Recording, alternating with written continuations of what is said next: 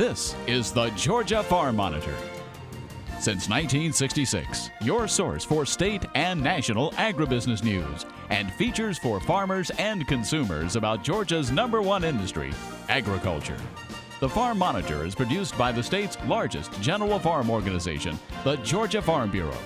Now, here are your hosts, Ray DeLessio and Kenny Burgamy. And so another Georgia Farm Monitor begins just like it has every week since 1966.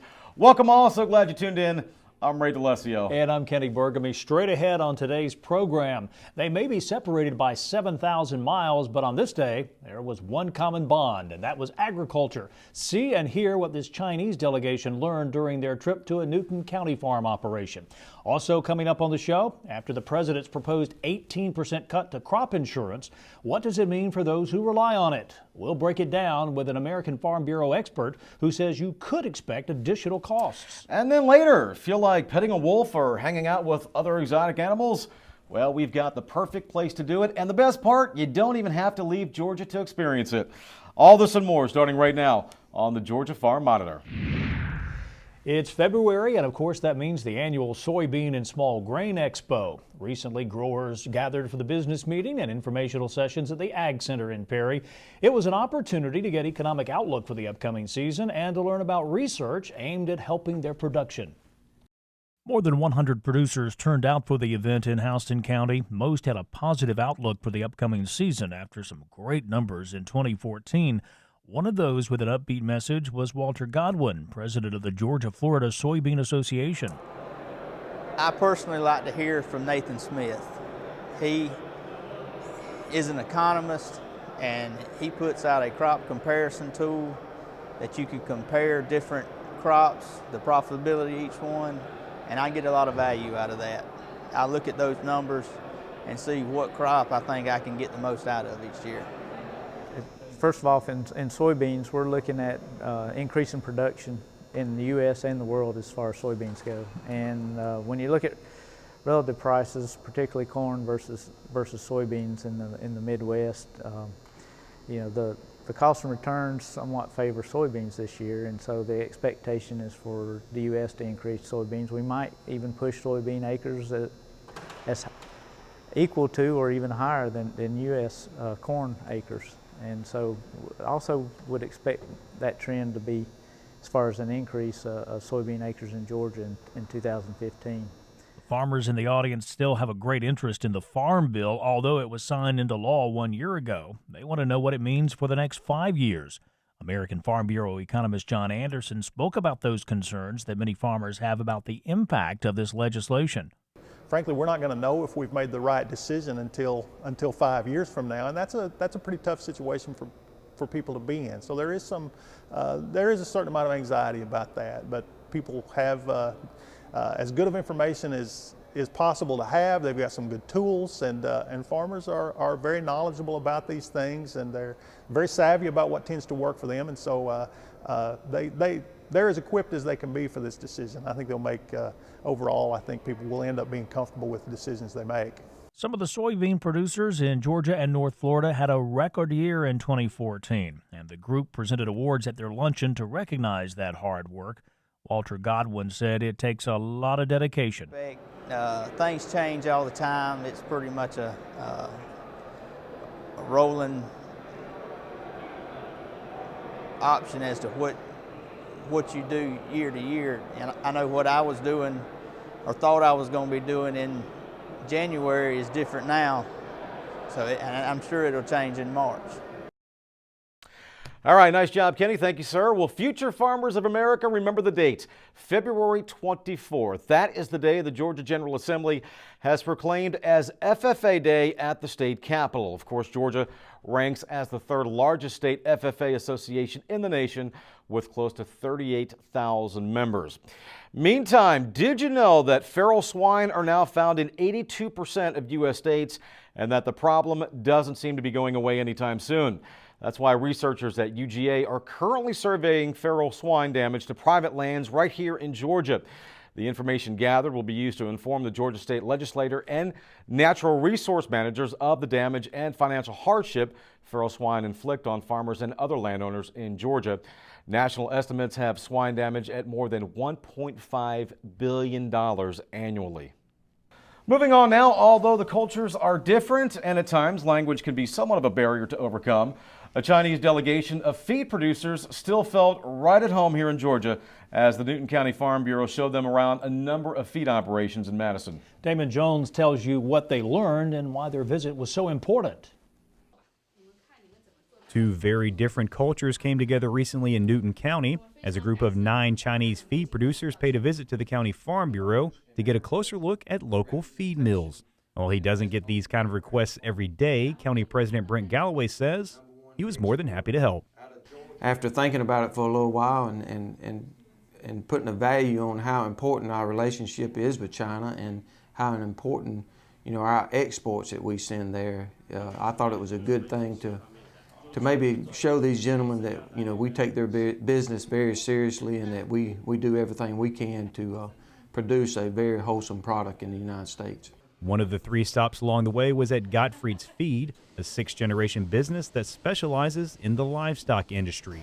There, the delegation got a behind-the-scenes look at just how this operation was run from the production to the bagging. It's that kind of look owner Wayman Hunt knows can be very beneficial.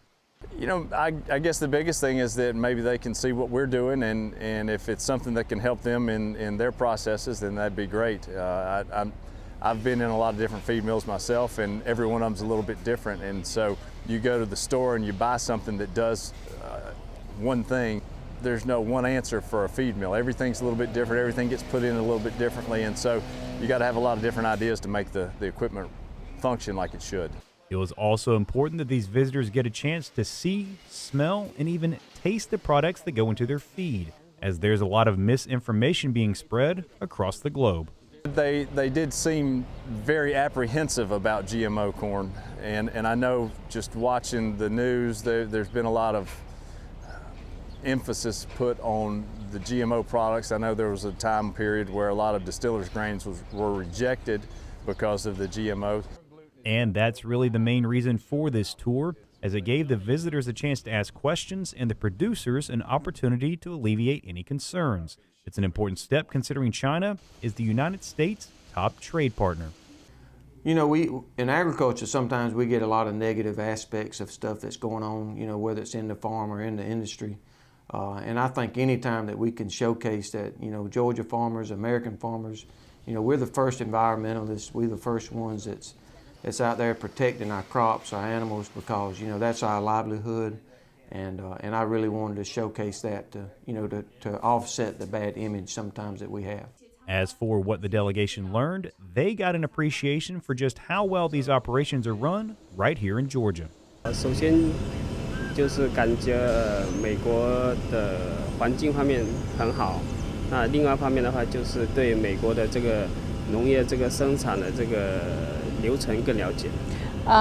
The environment in United States is very good, and for the agriculture agriculture area, and also we realize in the mill, and they also did very good work. Reporting from Newton County, I'm Damon Jones for the Georgia Farm Monitor.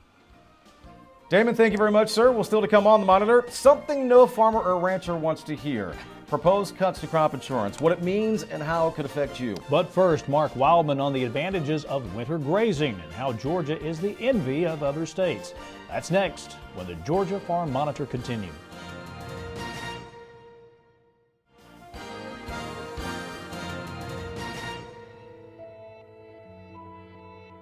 Well, Georgia Farm Bureau is doing a fantastic job of promoting locally grown products. And the health and the quality associated with those products is just something that's so marketable right now and so desirable. We can take fresh trout from this farm and have them to the Atlanta restaurants in 3 hours. And that freshness is so important to a delicate product like this. And Farm Bureau, again, is doing a fantastic job of helping us market the products that we raise right here in Georgia. Well, many of us think the grass is greener here in Georgia, but in the winter that really is the case compared to much of the nation. Yeah, many Georgia cattle producers are very fortunate for their cattle to be able to graze all winter long. The Monitor's Mark Wildman visited a farm in Wayne County where the grass is green thanks to the weather, good farmers, and UGA Extension. Here on Greenview Farms in Wayne County, owner Johnny Harris depends on healthy green grass to raise his cattle. Even in the dead of winter, his herd gets the benefit of a healthy pasture. We feel like cattle have to perform on grass. That's one of our main selection criteria on our cattle. And so you'll see these cattle are in real excellent condition, and they're doing it off of grass. We sell about 120-30 bulls each year, both Hereford and Brayford.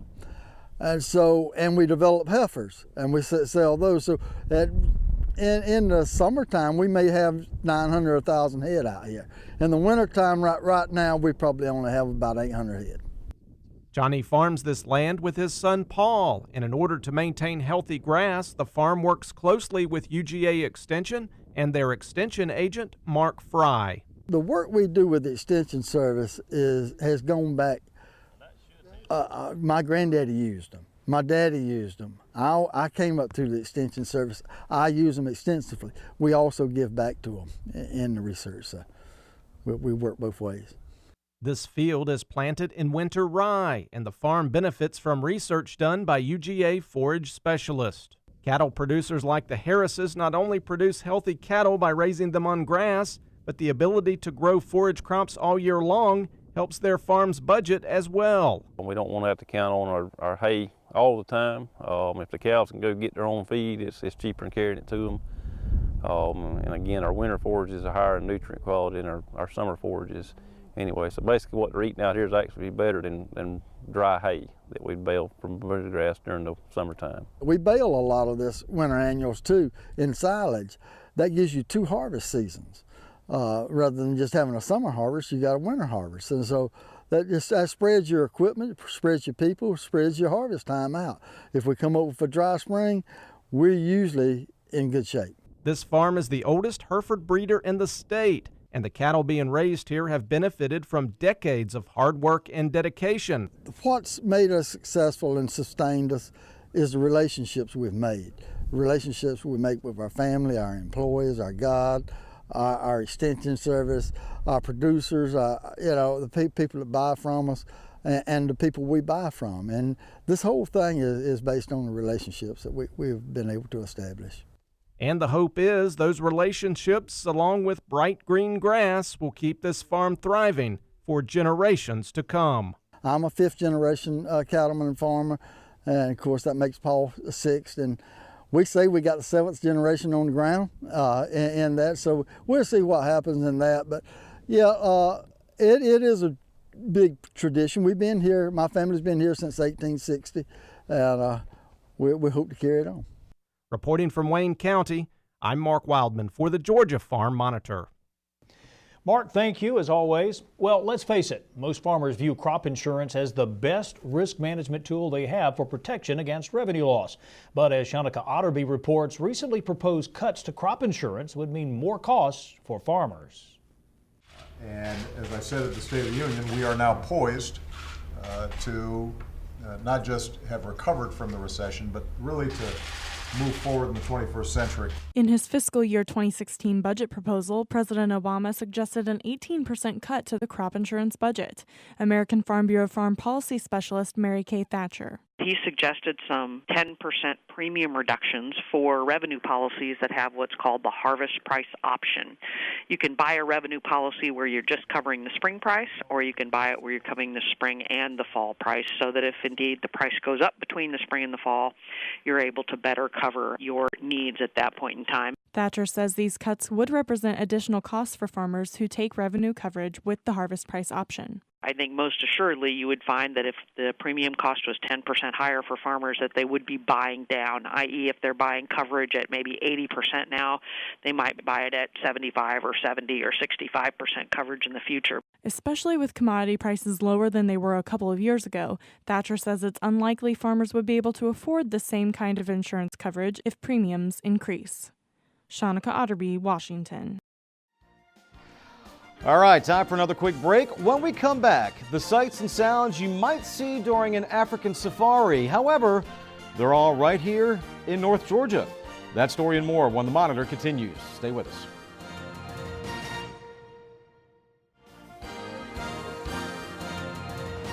Runoff from melting snow is critical to water supplies, especially in western states. USDA's Natural Resources Conservation Service collects valuable data on snowpacks through SnowTels or snow telemetry sites.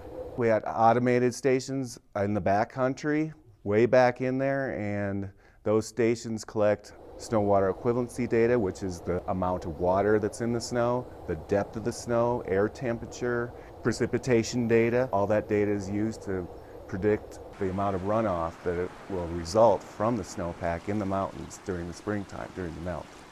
But special training is needed to make sure SnowTel technicians collect data accurately and safely. So they attend special schools like this one near Tahoe City, California. We go out in the wintertime with heavy snow conditions. There's concerns on many aspects. So we teach avalanche awareness, we teach survival techniques, we teach wilderness first aid. We have one evening where we have folks go out and spend the evening in the wilderness and stay overnight in a bivouac. There are 858 SnowTel stations in 13 western states, including Alaska. During a visit to the Port of Houston, Agriculture Secretary Tom Vilsack emphasized how strengthening America's economy through trade can boost ag trade and exports while creating jobs. All of these ships, jobs. All of this equipment, jobs. All of the work that's done to transport corn, wheat, sorghum, and other items into these ships, into this port, jobs. Vilsack said expanding trade to the growing Asian market through the proposed Trans-Pacific Partnership would be a boon for the U.S. economy. It's expected to add $123 billion of additional trading activity for the U.S. That will help to create over 650,000 new jobs. Vilsack added that if the U.S. doesn't increase trade to Asia, then our competitors would be happy to step in. That's all for USDA Week in Review. Follow, tweet, and stay informed at usda.gov. Again, that was Susan Carter reporting for USDA. Thank you very much, Susan. Well, before you know it, the Georgia agritourism season will kick into full gear. Tucked away in the mountains of Cleveland, Georgia, sits the North Georgia Zoo, home of wildlife wonders and Paradise Valley Farms. From potbelly pigs to fainting goats, kangaroos, even wolves, the North Georgia Zoo is a hands-on experience you won't soon forget. It's feeding time for the animals at North Georgia Zoo and Wildlife Wonders. Some hungrier and more eager than others. Watching from afar, though, one has to wonder, who enjoys this time more, the animals or the employees?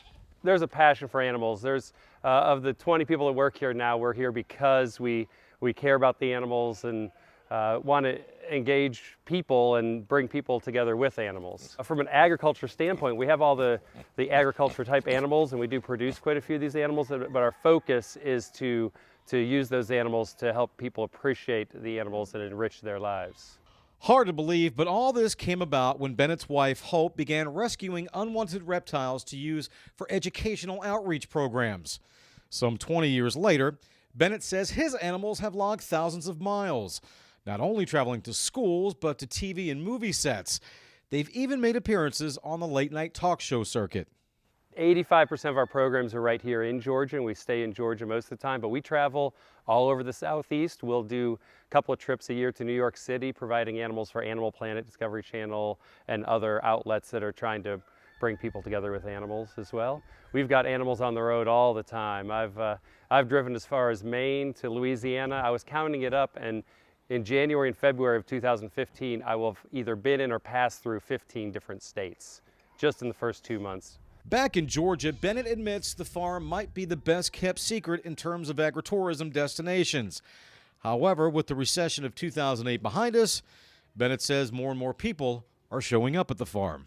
First year we were maybe open 25 days the whole year. Now we're up to about 120 to 150 days a year, so about half of the days of the year we're open. So it's not every day that people can come and drive here, so they'll need to check the websites and give us a call to make sure we're open before they drive up. But we love having people here to come and see the farm animals and our exotics as well. And those exotic animals include a wide variety of species: bear cats, kangaroos, lynx. Ever had the urge to get up close and personal with a wolf? Yep, they have that too.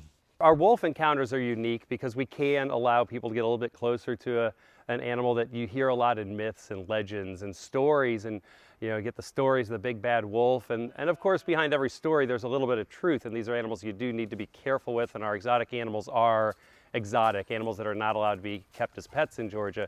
But it gives us a chance to get people that really have a specific interest in one animal, a very hands-on, interactive sort of thing. They can, we've got 8 wolves, and some of them we can actually get out on leashes so that people can have their pictures next to, and we show them normal wolf behavior. We go through some of the training that we do with these people and spend anywhere from maybe 20 minutes with an individual to half a day. People come out and just want to immerse themselves in a real in-depth wolf experience.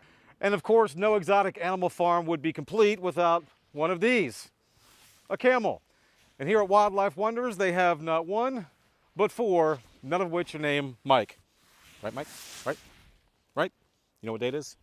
You know what day it is? It's not Wednesday. It's Thursday. Thursday. Kenny, my man, I think the camel actually had a crush on me. Yeah, I do believe you're right. I had to change my phone number because she kept calling me. Seriously. Hey, if you'd like more information on the North Georgia Zoo and Wildlife Wonders, log on to the web address you see there on your screen. That's northgeorgiazoo.com. Directions, dates, schedule of events, everything you need right at your fingertips. Well, finally today, as you may or may not know, not all racehorses live the luxurious life of breeding once their racing career is over. As Dave Miller from our friends at the Virginia Farm Bureau reports, many are adopted by private owners who enjoy training them for personal use. The Thoroughbred Heritage Horse Show is a benefit for the Thoroughbred Retirement Foundation. Owners, trainers, and enthusiasts come out to raise funds for the foundation and to talk about ways to find new purposes for these beautiful racehorses. The main goal is to have fun, compare horses, and give the horses some experience in a show. It's a big change for a horse to come from a racetrack environment to a new home and a new lifestyle. These are former racehorses who now have been retrained for other jobs. So you're seeing them in the ring, doing hunter jumping, they're doing some dressage, there may even be some western, and so it's showing how versatile the thoroughbred really is. The thoroughbred industry breeds a lot of horses, and many of them need a home after retiring from racing. Only a small number of these horses have long careers in racing or as breeding stock, so there are a lot of nice horses with nowhere to go. Layden says shows like this one help to bring the racing world and the horse show worlds together. She ran at Belmont in Aqueduct as a 3-year-old. She's by a stallion named Sir Cat, who's a son of the famous stallion Stormcat. And she had a pretty short career. She just ran for 1 year, and after that she was retired, and that's how she ended up eventually in this Thoroughbred Retirement Foundation. The Thoroughbred Heritage Horse Show also pays tribute to the heritage of the Meadow, where Triple Crown winner Secretariat was born in 1973.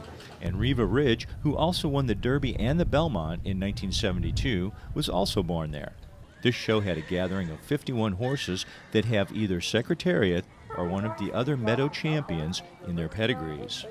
The Farm Bureau has done a lot, I think, to raise the profile of the legacy, the equine legacy here at the Meadow. And then we have horse shows ongoing from spring into fall, plus what is going on at the State Fair.